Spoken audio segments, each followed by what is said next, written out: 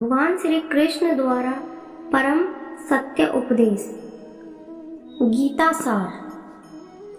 वह सब कुछ करो जो तुम्हें करना है, लेकिन लालच से नहीं, अहंकार से नहीं, वासना से नहीं, ईर्ष्या से नहीं, बल्कि प्रेम, करुणा, नम्रता और भक्ति के साथ। भगवान श्री कृष्ण इस अनमोल वचन के माध्यम से कार्य करने की नीयत का उल्लेख करते हैं। जब किसी भी कार्य में करने में अगर लालच होगा, बेईमानी होगी, जलन होगी, तो वो काम ना तो सही होगा और ना ही उसके परिणाम फलदायी होंगे। नरक के 3 द्वार हैं, काम, क्रोध और लोभ। जो व्यक्ति कामी प्रवृत्ति का होता है, जिसके मन में लोभ होता है और जो अत्यधिक क्रोधी स्वभाव का होता है, उसके लिए नरक के द्वार सदैव खुले होते हैं। अर्थात ऐसे व्यक्ति को तो सिर्फ नरक में ही जगह मिलती है।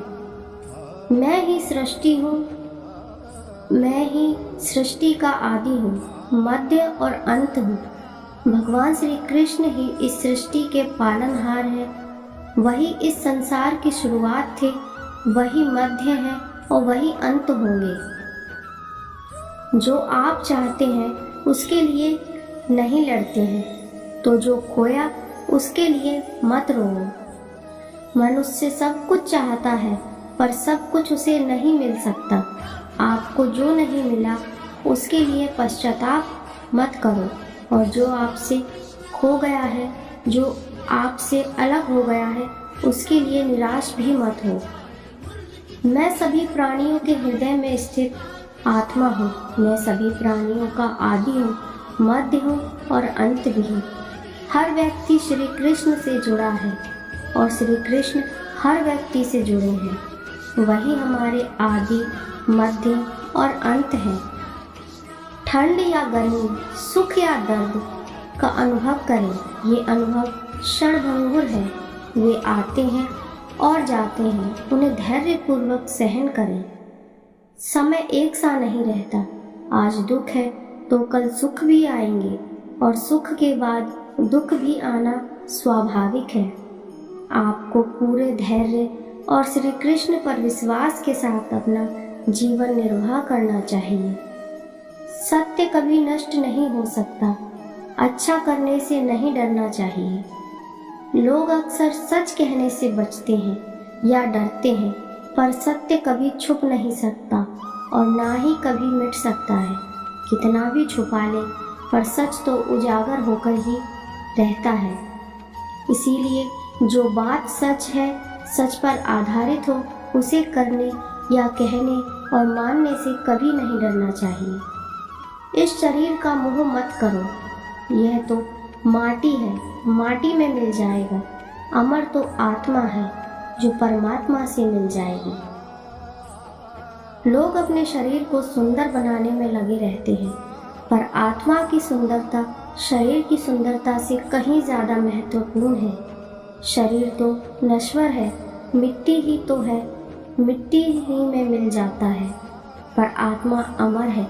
इसीलिए आत्मा की सुंदरता पर ध्यान दो।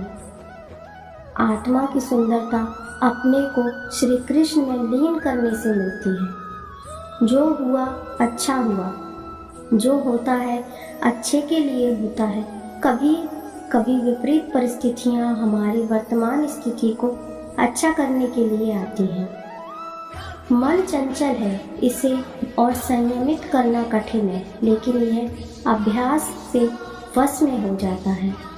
मन चंचल होता है, यह इधर उधर भागता है और किसी भी कार्य की एकाग्रता का दुश्मन है। लेकिन यदि यह व्यक्ति के वश में हो जाए तो इसे अच्छा कोई मित्र नहीं। मन को एकाग्र करना जरूरी है, बस थोड़े से प्रयास और अभ्यास की ज़रूरत है।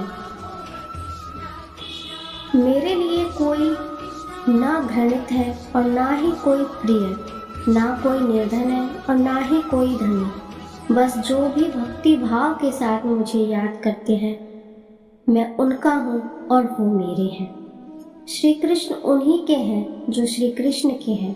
भगवान तो बस प्रेम भक्ति के भूखे हैं। जो भी उनकी भक्ति में लीन होता है, जो भी उन्हें प्रेम से याद करता है, वो सदैव उनका कल्याण करते हैं। मैं हमेशा तुम्हारे साथ और तुम्हारे आसपास रहता हूँ, चाहे तुम कुछ भी कर रहे हो। जब भी आप कोई बुरा कार्य करते हो या अच्छा कार्य करते हो, आपको लगता है कि कोई नहीं देख रहा, तो यहाँ श्री कृष्ण कहते हैं कि तुम जो कुछ भी कर रहे हो, मेरी दृष्टि सदैव तुम पर है। इसीलिए आप यह मत समझें कि आप अकेले हैं, आपके साथ श्री कृष्ण सदैव हैं। जो कुछ हुआ अच्छे के लिए हुआ, जो कुछ हो रहा है अच्छे के लिए हो रहा है, और जो होगा वह भी अच्छे के लिए ही होगा। जो कुछ हुआ अच्छे के लिए हुआ, जो कुछ हो रहा है अच्छे के लिए हो रहा है, जो कुछ होगा वह भी अच्छे के लिए ही होगा। तो सकारात्मक रहो और अपना कर्म करो। आप वही हैं जिसमें आप विश्वास करते हैं। आप वह बन जाते हैं जो आप मानते हैं कि आप बन सकते हैं। हमारी सफलता और असफलता इस बात पर निर्भर करती है कि हम खुद पर कितना विश्वास करते हैं। व्यक्ति जो चाहे बन सकता है, यदि पूरे विश्वास के साथ अपने लक्ष्य पर लगातार चलता रहे। जिस इंसान के चारों तरफ नकारात्मक लोग रहते हैं, उस इंसान का मंजिल से भटक जाना तय है। कहते हैं, मन के हारे हार और मन के जीते जीत। जिस प्रकार सकारात्मक विचारों में सफलता मिलती है, उसी प्रकार नकारात्मक विचार असफलता के मार्ग की ओर ले जाते हैं। क्योंकि जैसा हम सोचते हैं वैसे ही हम बनते जाते हैं, और अपने विचारों के माध्यम से ही हमें नकारात्मक और सकारात्मक परिणाम मिलते हैं। अपने अनिवार्य कर्तव्य का पालन करें, क्योंकि क्रिया वास्तव में निष्क्रियता से बेहतर है। मनुष्य ही एक ऐसा प्राणी है जो कर्म करता है, इसीलिए कर्म करना प्रत्येक व्यक्ति का धर्म भी है।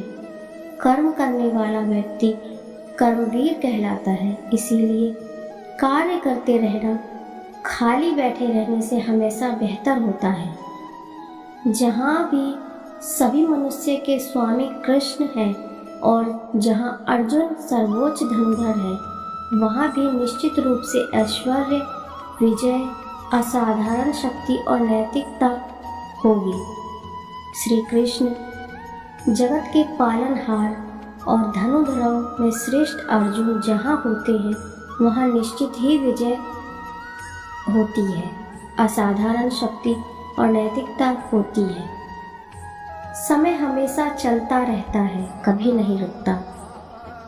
यदि आज बुरा समय है तो कल अच्छा होगा। इसीलिए आप बिना किसी स्वार्थ के सिर्फ कर्म किए जाओ। फल समय सुख देगा। ना तो समय रुकता है और ना ही एक सा रहता है। बुरा समय हो या अच्छा समय, समय बदलता ज़रूर है।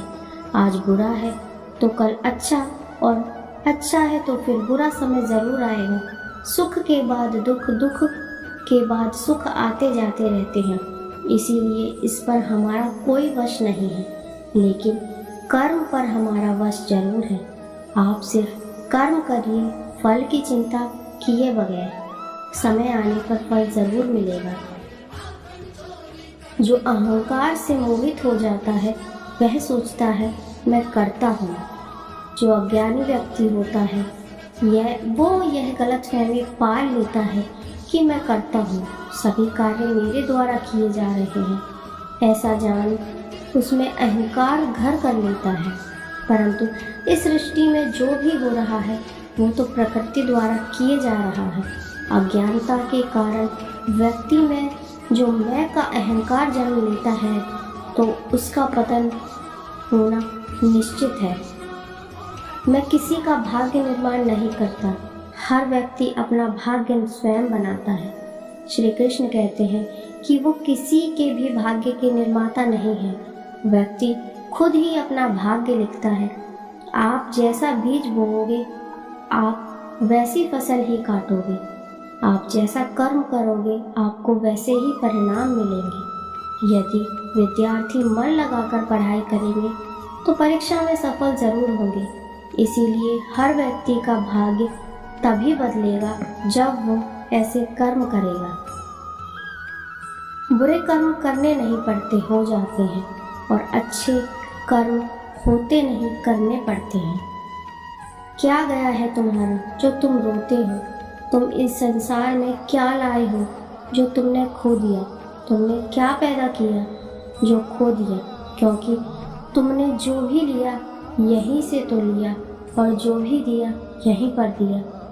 आज जिसे तुम अपना कहकर रहे हो, कल किसी और का था और परसों किसी और का होगा। फिर क्यों रोते हो? श्री कृष्ण जी के यह विचार अगर आपको पसंद आए हैं तो वीडियो को लाइक, शेयर और चैनल को सब्सक्राइब ज़रूर करें। धन्यवाद। जय श्री कृष्ण।